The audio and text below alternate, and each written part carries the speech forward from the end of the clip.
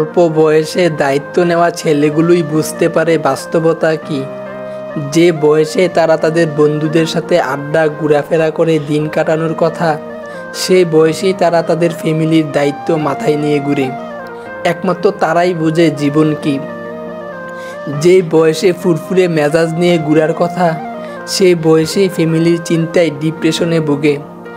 যে ছেলেটা কষ্ট পাবে বলে কখনো কোনো কাজ করেনি, সেই ছেলেটা আজ কাজ করতে করতে হাতের চামড়া খসে পড়ে যায়।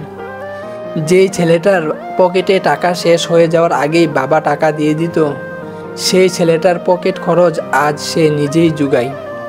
একটা সময় বুঝতে পারে যে আশেপাশের কেউ পাশে থাকে না, মন খারাপ হলেও কেউ পাশে থাকে না।